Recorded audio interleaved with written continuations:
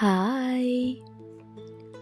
இன்னைக்கு நம்ம பார்க்க போகிறது மலை பிரசங்கம். உங்களில் நிறைய பேருக்கு மலை பிரசங்கம் முன்னாடியே தெரிஞ்சிருக்கும். ஸோ அதையே தான் இன்னைக்கு நம்ம மறுபடியும் பார்க்க போகிறோம். இந்த மலை பிரசங்கத்தில் நிறைய விஷயங்கள் உள்ளடங்கி இருக்கு. ஆனால் எத்தனை பேர் நம்மளோட வாழ்க்கையில் அதை செயல்படுத்துகிறோம்? அது இன்னும் கொஸ்டின் மார்க்காகவே இருக்கு. இந்த மலை பிரசங்கம் போல தான் நம்மளுடைய வாழ்க்கை இருக்கணும்னு நம் ஆண்டவராகிய இயேசு கிறிஸ்து ஆசைப்படுறாரு. அதுக்காக பிதாவினிடத்துல இன்னும் பரிந்து பேசிக்கொண்டு இருக்கிறாங்க. ஆனால் கிறிஸ்தவர்களாகிய நாம் கூட இன்னைக்கு நிறைய விஷயங்கள்ல மற்ற மனிதர்களைப் போல வாழ்ந்து கொண்டிருக்கிறோம். ஸோ ஒரு முறை இந்த மலை பிரசங்கத்தை நம்ம வாழ்க்கையில் நினைவு கூர்ந்து பார்க்கலாமா? அது நான் உங்களுக்காக வாசிக்கிறேன். மத்தேயு 5வது அதிகாரம் 3வது வசனத்திலிருந்து 11வது வசனம் வரைக்கும். ஆவியில் எளிமையுள்ளவர்கள் பாக்கியவான்கள், பரலோக ராஜ்யம் அவர்களுடையது. துயரப்படுகிறவர்கள் பாக்கியவான்கள், அவர்கள் ஆறுதல் அடைவார்கள். சாந்த குணமுள்ளவர்கள் பாக்கியவான்கள், அவர்கள் பூமியை சுதந்தரித்துக் கொள்வார்கள். நீதியின் மேல் பசிதாகம் உள்ளவர்கள் பாக்கியவான்கள், அவர்கள் திருப்தி அடைவார்கள். இரக்கமுள்ளவர்கள் பாக்கியவான்கள், அவர்கள் இரக்கம் பெறுவார்கள். இருதயத்தில் சுத்தமுள்ளவர்கள் பாக்கியவான்கள், அவர்கள் தேவனை தரிசிப்பார்கள். சமாதானம் பண்ணுகிறவர்கள் பாக்கியவான்கள், அவர்கள் தேவனுடைய புத்திரர் எனப்படுவார்கள். நீதி நிமித்தம் துன்பப்படுகிறவர்கள் பாக்கியவான்கள், பரலோக ராஜ்யம் அவர்களுடையது. என் நிமித்தம் உங்களை நிந்தித்து துன்பப்படுத்தி பலவித தீமையான மொழிகளையும் உங்கள் பேரில் பொய்யாய் சொல்வார்களானால் பாக்கியவான்களாய் இருப்பீர்கள். ஸோ இவ்வளோ விஷயம் இந்த மலை பிரசங்கத்தில் ஏசப்பா நமக்காக சொல்லி கொடுத்துருக்காங்க. உங்களுக்கு தெரியுமா, இந்த உலகத்தில் இருக்கிற நிறைய ரைட்டர்ஸ் பைபிளை ஒரு ரெஃபரன்ஸ் புக்காக யூஸ் பண்ணி அதில் இருக்கிற ஒவ்வொரு வார்த்தையும் இன்றைய காலத்தில் நமக்கு ஏற்ற மாதிரி ரீஃபைன் பண்ணி கொடுக்க முயற்சி பண்ணிகிட்ருக்காங்க.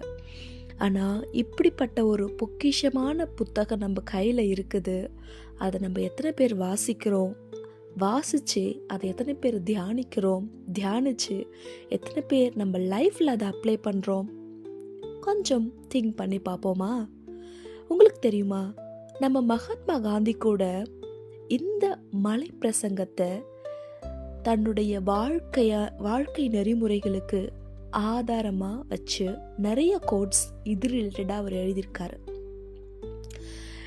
இன்றைக்கும் கூட நம்ம இந்தியாவில், எஸ்பெஷலி தமிழ்நாட்டில் மதவெறி, ஜாதி வெறி, நிறவெறி, ஏழ்மை, துன்பம், இது போன்ற பிரச்சனைகளுக்கு நடுவில் வாழ்ந்துட்டுருக்க எத்தனையோ பேருக்கு நம்பிக்கை ஊற்ற வகையில் இந்த வசனம், இந்த மலை பிரசங்கம் இருக்குது அப்படின்ட்டு நிறைய பேர் சொல்லியிருக்காங்க. அதை நான் நம்புகிறேன். ஸோ இந்த பிரசங்கம் கண்டிப்பாக நிறைய பேருடைய வாழ்க்கையில் ஒரு மாற்றத்தை உண்டு பண்ணுன்னு நான் கடவுள்கிட்ட ஜெபிக்கிறேன். ஒரு உண்மை சம்பவத்தை உங்களுக்கு நான் கண்டிப்பாக சொல்லியே ஆகணும். அந்த லேடி பேர் மெரி ஜான்சன். அவங்க அமெரிக்கா நாட்டை சேர்ந்தவர். இப்போ உயிரோட இல்லை. இது ஒரு ரியலாக நடந்த ஒரு இன்சிடெண்ட். 1993 மினியாபோலிஸ் அப்படிங்கிற ஒரு சிட்டியில் மெரி ஜான்சன் வாழ்ந்து வந்துட்டுருக்காங்க. அவங்களுக்கு ஹஸ்பண்ட் கிடையாது. அவங்களுக்கு ஒரே ஒரு சன் மட்டும்தான். அவங்களுடைய சன் பேர் லாரா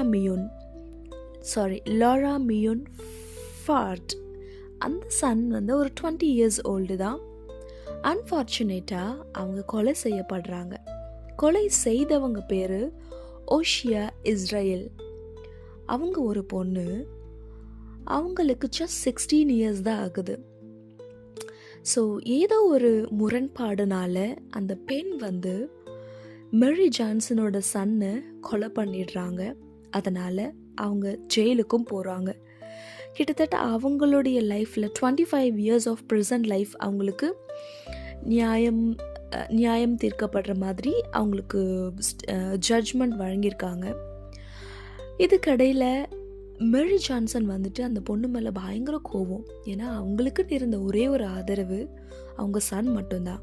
அவங்க சன்னை இப்படி கொலை செஞ்சிட்டாங்களே அப்படின்ட்டு அந்த பொண்ணுடைய பேரை கேட்கும் போதெல்லாம் அவங்க ரொம்ப திட்டுவாங்க. ரொம்ப வல்கரான வார்த்தைகளை யூஸ் பண்ணி அவங்கள பயங்கரமாக திட்டிருக்காங்க. ஒரு நாள் இந்த மெரி ஜான்சன் ஒரு பாஸ்டருடைய மலை பிரசங்கத்தை அந்த ப்ரீச் கேட்கும்போது அவங்க மனசில் ஏதோ பண்ணியிருக்கு. அந்த மலை பிரசங்கத்தை அவங்க மனசில் ஆழமாக யோசிக்க ஆரம்பிச்சிருக்காங்க. அதுக்கப்புறமா அந்த ஓஷியா இஸ்ரேல் இருக்காங்கல்ல, அந்த கொலை பண்ணாங்கல்ல, அந்த கில்லர்கிட்ட போயிட்டு இவங்க சமரசமாக பேச ஆரம்பிக்கிறாங்க. அவங்க மேலே ஏதோ ஒரு தயவு ஏற்படுது. அப்புறம் அவங்கக்கிட்ட போயிட்டு பேசி 25 இயர்ஸ் இருக்கிற அந்த ஜட்ஜ்மெண்ட்டை 17 இயர்ஸாக மாற்றி அந்த பொண்ணை பெயில் எடுத்து இவங்க அடாப்ட் பண்ணி இவங்களுடைய டாட்டரை அக்செப்ட் பண்ணி அவங்கள வளர்க்க முயற்சிக்கிறாங்க. அதுக்கடுத்து அவங்களுடைய லைஃப் லாங் இவங்க தான் கார்டியனாக இருந்து சப்போர்ட் பண்ணுறாங்க. ஸோ அப்படிப்பட்ட ஒரு உச்சக்கட்ட ஒரு கோவத்தில் இருந்த அந்த மெரி ஜான்சனுடைய மனசை மாற்றினது எந்த விஷயம்னா இந்த மலை பிரசங்கம் தான். ஏன்னா இந்த வார்த்தைகள் அந்த மாதிரி நம்ம மனசை ரொம்ப அமைதியாக ஒரு சாந்தமாக நம்ம எல்லாருடைய சுச்சுவேஷனையும் நம்ம எந்த ஒரு எக்ஸ்ட்ரீம் கோவத்தில் இருந்தாலும் சோகத்தில் இருந்தாலும் நம்மளுடைய வாழ்க்கையோட எட்ஜில் ரொம்ப அவ்வளோதான் எல்லாமே முடிஞ்சிருச்சு அப்படின்னு நம்ம யோசிச்சுட்ருக்க அந்த நேரம் அந்த நிலைமையில் இருந்தால் கூட இந்த வசனத்தை வாசிக்கும்போது நம்ம மனசில் ஒரு நம்பிக்கை விதை விதைக்கப்படுது. நம்மளால் மற்றவங்கள மன்னிக்கக்கூடிய ஒரு மனசு நமக்கு எழும்புது. அப்படிப்பட்ட அற்புதமான வார்த்தைகளை கடவுள் நமக்கு கொடுத்துருக்காங்க. So we are so grateful. அதுக்கப்புறமா மெரி ஜான்சனும் இந்த ஓஷியா இஸ்ரேலும் சேர்ந்து இன்னைக்கு மெரி ஜான்சன் இல்லை, பட் ஓஷியா இஸ்ரேல் வந்துட்டு ஒரு தொண்டு நிறுவனம் ஒன்று நடத்திட்டு வராங்க. அதுக்கு பேர் வந்துட்டு ஃப்ரம் டெத் ஆஃப் லைஃப் அப்படிங்கிற அந்த பேரில் ஒரு தொண்டு நிறுவனம் ஒன்று நடத்திட்டு வராங்க. அது யாருக்காக மெயினாக அப்படின்னா கொலை செய்யப்படுறாங்கல்ல அவங்களுடைய ஃபேமிலிக்கும் கொலை செஞ்சாங்கல்ல அவங்களுடைய ஃபேமிலிக்கும் ஆறுதலான ஒரு நிறுவனம். அது என்ன ரீசனால் அவங்க கொலை செய்யப்படுறாங்க அப்படின்ட்டு அவங்களுக்கு கவுன்சிலிங் கொடுத்து அவங்களுடைய வழிகளை சரி செய்யக்கூடிய ஒரு சுச்சுவேஷன் அவங்களுக்கு ஏற்படுத்தி கொடுக்குறாங்க. ஸோ நம்மளுடைய வாழ்க்கையிலையும் இந்த வசனத்தை அப்ளை பண்ணி நாம் மற்றவங்களுக்கு கனி தரக்கூடிய ஒரு நல்ல பிள்ளைகளாக வாழணும், வளரணும்னு, கிறிஸ்துவுக்குள்ளாக வாழணும், வளரணும்னு நான் உங்களுக்காக ஜெபிக்கிற ஆசைப்படுறேன். Praise the Lord.